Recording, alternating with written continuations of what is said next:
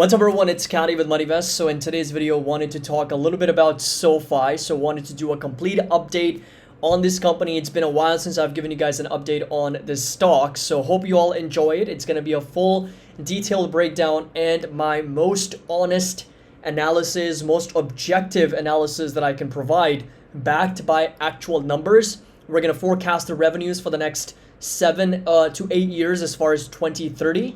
And then what the margins could look like for this all-in-one financial services platform, which everyone seems to love, and what is going to be the intrinsic value as well as the price target on SOFI long-term. So hope you all enjoy this video and find it helpful. Make sure that you drop a like and don't forget to subscribe to the channel if you are just joining us for the first time.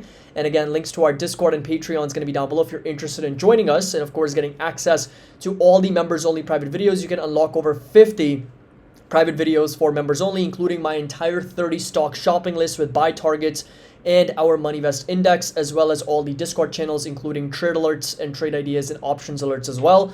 Do connect with me on Instagram. My handle is going to be CastWRP. And also, we've got a sale going on for all individual courses, fundamental analysis, technical analysis, options, and of course, psychology of investing and money in markets. And that is going to be coupon code May50, expires at the end of this month, and you can get half off on all these courses.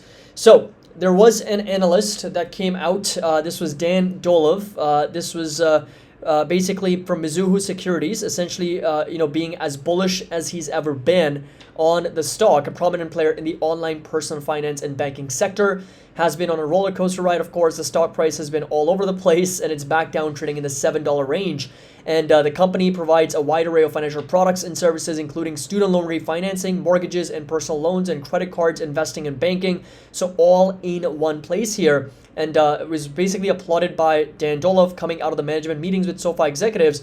Mizuho analyst says that we are as bullish as ever on the stock, and the analyst highlighted healthy internal indicators and noted the company is being cautious about personal loan growth due to less upbeat external indicators, and the DQ loan sale has strong economics and life of loan losses are on track despite the variability from new shorter duration loans as well. So one of the biggest things of a lender is risk management, right? So if you've ever worked in a bank or if you've ever sort of understood the lending business, it is a lot to do with risk management, and more specifically, default risk. Because if you are a borrower, right, and if I'm a lender, my biggest risk to lending to you as a borrower would be, can you pay back the loan, right? Do you have the ability to pay back the loan? And for those reasons, I think it's really important for any lender, right? SOFI, obviously, we've known SOFI for being a student loan, refinancing, student loan origination. That was kind of like their USP, and now they're branching out to everything else related to banking, investing, and lending. But that was kind of like their main criteria for why SOFI became so big and so popular among students to begin with. So for that reason, I think it's really important to understand that personal loans are some of the riskiest lending products out there, because personal loans are usually, if the borrower is not backing that with a personal guarantee, there's very little routes that the lender can use to recoup their investment. Home loans are some of the safest forms of lending, right? Because it's backed by a house, right? A mortgage is actually backed by a house, the house being the collateral. So if the borrower obviously defaults or doesn't pay, the lender can go and seize the house and sell it for an auction, sell it for market value, whatever the case may be, to recover some of their business, some of their investment or their lending here. So we're going to get to that later in the video, because I do want to break down the presentation from SOFI, and one of the biggest, most important metrics, which is student loan origination, and more specifically the mortgages, the home loan originations, they have actually gone up. There's been a significant increase on a year-over-year basis in the fourth quarter, in the first quarter 24 compared to first quarter 23 in SOFI. Now this right here is going to be the growth plus profits equals a great business. So SOFI, the all-in-one financial services app that offers lending, banking, and other services, gained renown for its easy-to-use interface and low-fee lending products, and it leveraged to popularity to launch a comprehensive financial services business. Again, members are growing very, very nicely in the first quarter, sitting at well over 8 8.1 million here, and then of course we've got products also sitting at almost 12 million. That's in the first quarter of 24. So everything of course moving in the right direction. Management also guiding for very nice adjusted net revenue growth of about 15% in the second quarter and 16% for the full year. And the financial services segment is the fastest growing right now. It's expected to increase 75%, and the tech platform is expected to grow by 20%, accounting for 30% of the total revenue in 2023. Now, these right here are some of the numbers that I've essentially plugged in for SOFI. We're gonna actually come back to that, but before that, I really want to go over some of these presentation items. So this is essentially from the company's presentation as of the most recent quarter, and you'll notice that for 2024, they're guiding for about 15 to 17% growth, with revenue sitting just under 2.4 to as much as 2.43 billion dollars, with diluted EPS of 8 to 9 cents per share. So just on the surface level, you can already see that at $7.09 per share in EPS, 7 divided by 0.09, we're already trading at over 77 times earnings multiple on a forward basis. It's more like 750, so we're looking at 83 times earnings multiple. So 83 times earnings multiple is actually not bad for a company that's on the verge of turning profitable, on the verge of actually becoming from a loss-making company to a profit-making company. So that is actually a very strong, a decent, I would say, growth rate, because the earnings multiple, because the growth rate is going to be much better. Now, I really want to kind of focus on this over here. So you'll notice the first quarter 2024, the student loan origination was at 336 million. So you can see that number right there where my cursor is. That was the first quarter 2024 compared to, take a look at this, first quarter 2023, under 90 million. That was for home loan originations. And as a lender, like for any company, home loans will take that all day long over personal loans or student loans. Because student loans, I mean, maybe you can garnish their wages in the future. That's how you kind of recoup if there is any default risk. Personal loans, unless there's a personal guarantee, there's very little, like I said, there's very little ways that you can actually recoup that investment. But with home loans, they're one of the safest lending products out there for any bank. And if you are issuing a lot of mortgages, well, guess what? You've got a lot of collateral, and the default risk is significantly lower. And that was an increase of, well over 200% for the company. It went from 90 million to 336 million. We're basically looking at some of these numbers going back to where they were in 2022, and of course, not to mention in 2021, SOFI was doing 700, 800 million dollars worth of mortgages or home lending products every quarter. So I think it's really important for us to see this number go back up, because you can see the last 3 years from 2021, this number's gone from 2.9 billion to 966 million, and then back under $1 billion. And personal loans have exploded. I mean, they've gone from 5.3 to as much as, let's see here, what was that number? Sorry, let me just go back.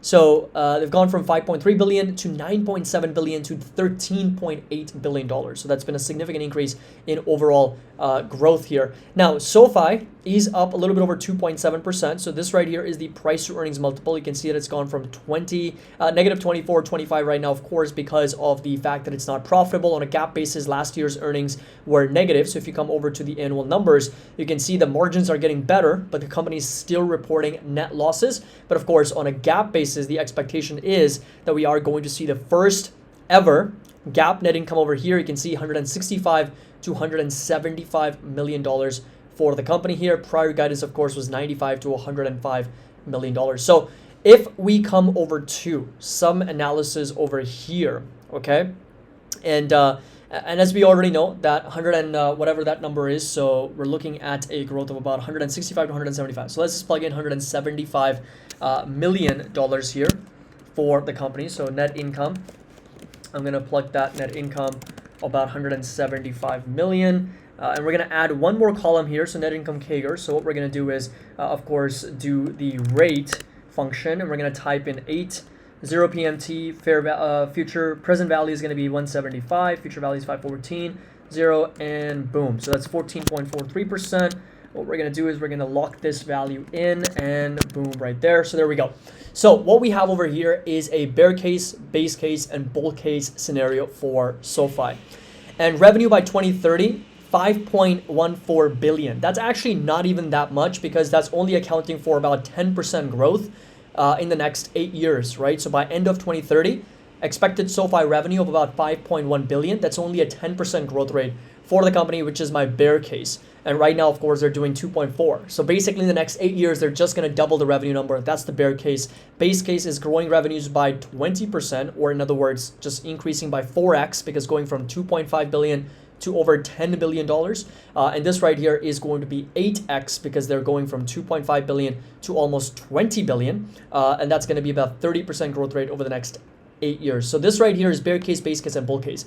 Now, if you come down to the bottom line, net margins, and what type of margins can SOFI really get, we're looking at 10%, 14%, and 20%. So of course, bear case, base case, bull case, we're going 10, 14, 20. And the net income, of course, 514 million to 1.4 billion to almost $4 billion by 2030 in our bull case. And that's going to be a compounded annual growth rate between years 1 and 8 of about 14.5%, very reasonable and very realistic, to as much as 30%, and then 47, almost 50% over the next 8 years as the company explodes in profitability, margins get better, and gains more market share, and of course revenue grows. So those right there are the 3 expectations on a bear case, base case, bull case, and this is what the PE multiplier we are using. Because of such high growth rate, we're going higher and higher on the PE multiple. 14% growth rate, I'm going with 22 times earnings multiple, 25 times earnings multiple on a 30% growth rate, and 30 times PE multiple on 47.5% growth rate. And we arrive at a fair value of about $3.88. Then of course come down to then go up to $13.87 and then $45 in the bull case scenario, with price targets sitting between $10.68 to as much as $110.82. Of course, a lot of that depends on whether revenue grows as fast as what we are expecting, and margins also increase significantly from negative margins. And this year, if they are expecting, let's say 175 million, and revenue is going to be 2.4, right? So if you plug those numbers in, we are looking at a margin of about 7.29%. So it's actually not crazy to assume that they can double margins in the next 8 years, right? So go from 7% to over 14%. So this is right here, the current value, 727, and this would be the expectations for whether it's undervalued, overvalued based on these types of analysis. Of course, if you are looking at a bear case and you want to be a little bit more conservative, fair value would sit somewhere between $4, under $4, with a price target of just over $10 a share, so not a lot of upside. But if you are expecting a base case, then of course you would already find SOFI to be undervalued with a fair value of just under $14 and a target up to as much as $34. Now we can also go a little bit more reasonable here, so let's just grow them by 15% and a 12% margin here. And then net income 881 million. So CAGR is going to be 22%. So that's a little bit more realistic, a lot more reasonable. Let's just go with a 24 times P multiple. We can even go lower down to 20. And then the fair value sits at 677, right? So that's a little bit under $7. Far more achievable, significantly more possible, realistic target here. $7.3 billion in revenue, 12% margin. They're already at 7.29. And then of course 881 million only is a 22% CAGR for net income. 20 times P multiple sits our fair value under $7. So the bottom line is that SOFI, in my opinion, is one of the best growth opportunities in the market from a risk reward standpoint, because it doesn't really carry a lot of risk and has a huge amount of potential upside here in terms of reward. Now, in terms of technical analysis, this is where we are. We've got a massive support here, sitting somewhere between 650 and 660s, all the way down to as low as 450s. And those two right there by far are going to be the best, in my opinion, buying opportunities for anybody who is interested in SOFI long term. And of course, the lower the better, right? So 450 is going to be significantly better risk reward price than compared to 650. So let me know your thoughts down in the comment section below. I do have a very, very, very small position in SOFI. Full disclosure, so I'm actually planning on picking up some more shares here as it accumulates sideways, because like I said, the risk reward is low. So if the company does end up, let's say, going bust and becomes a flop story, there's very little risk involved, in my opinion, compared to the potential upside and the reward that it carries over the next 7 to 10 years. So let me know your thoughts down in the comment section below. Make sure that you do check out the links below. Coupon code May50 if you want to take advantage of the courses. Join our Discord and our Patreon, unlock all the private videos, and get all the trade alerts. And as always, if you have any questions, feel free to reach out. As always, happy investing. I'll see you all in the next video.